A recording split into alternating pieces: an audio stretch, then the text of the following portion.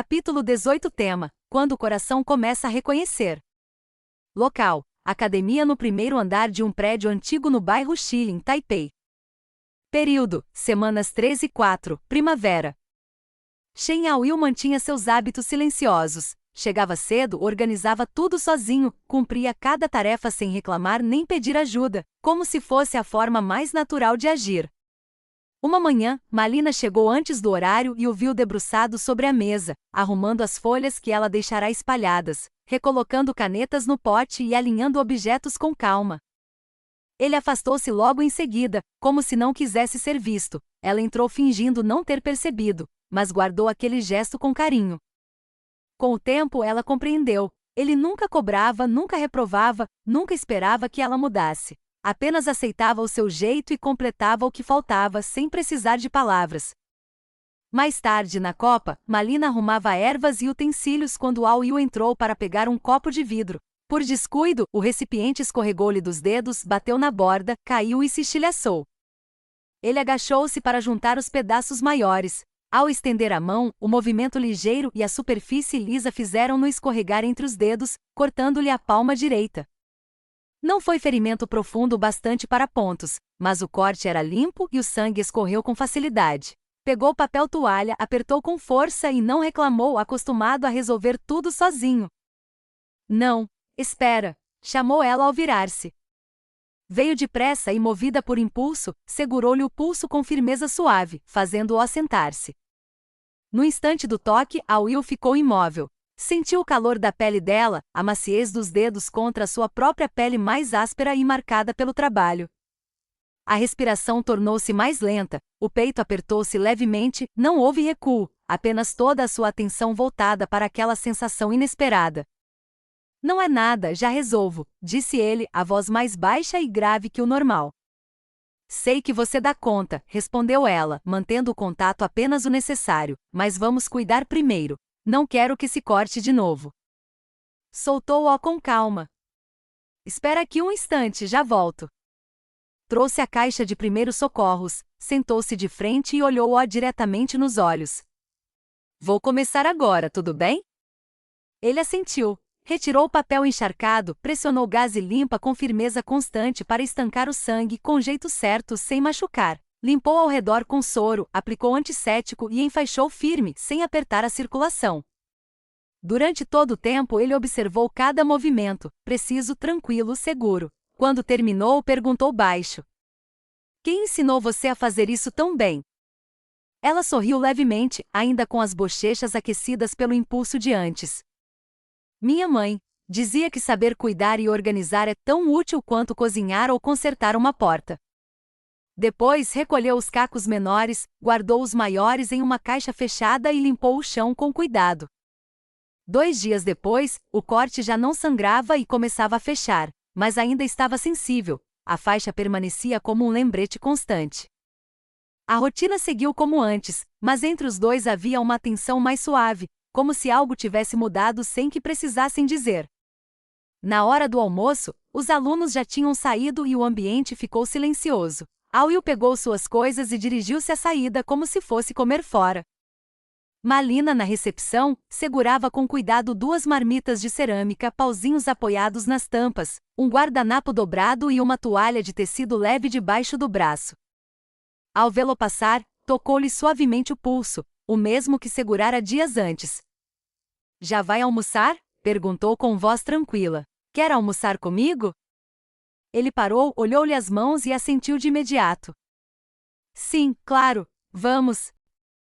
Ela sorriu. Não precisamos sair. Que tal o terraço? O ar está bom e a vista é tranquila. Ele hesitou apenas um instante, depois concordou.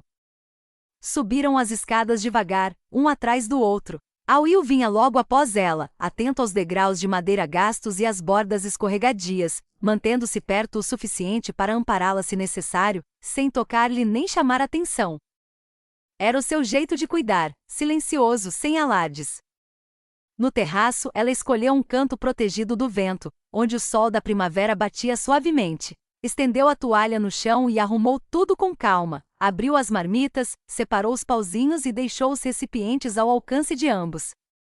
Will sentou-se e, ao apoiar a mão direita, franziu ligeiramente o senho, um movimento quase imperceptível, mostrando que a região ainda incomodava. Ao olhar para a comida, notou a diferença. A sua porção tinha arroz úmido e consistente, caldo encorpado, peixe grelhado com temperos marcantes, ervas e especiarias na medida certa, exatamente do jeito que comia desde criança. A de Malina era mais suave, com condimentos leves que preservavam o sabor natural dos ingredientes. Tentou pegar os pauzinhos com a mão direita, mas ao fechar os dedos, uma pontada o fez parar. Apertou os lábios e tentou de novo, mais devagar, mas o movimento ainda ficou desajeitado. Deixa que eu ajudo, disse ela suavemente. Não, eu dou conta, respondeu ele por hábito. Ela olhou-o com calma. Você sempre quer fazer tudo sozinho, não é? Mas não é vergonha. Deixa eu ajudar só hoje. Ele ficou em silêncio, olhou para a faixa na palma e assentiu devagar. Ela serviu-lhe com cuidado, cortou o peixe em pedaços pequenos e ofereceu-o com os pauzinhos, sem fazer alarde, sem transformar o gesto em algo grande. Enquanto comiam, conversaram de coisas simples, o clima ameno, as flores brotando nas janelas do bairro, a feira que chegaria no final da semana. Depois de um tempo, ela perguntou com voz leve, sem insistir. E a mão? Já está melhor? Ele olhou para a própria palma, depois para ela. Sim, já não dói tanto. Tenho cuidado. Ela apenas assentiu com um sorriso pequeno e voltou a comer.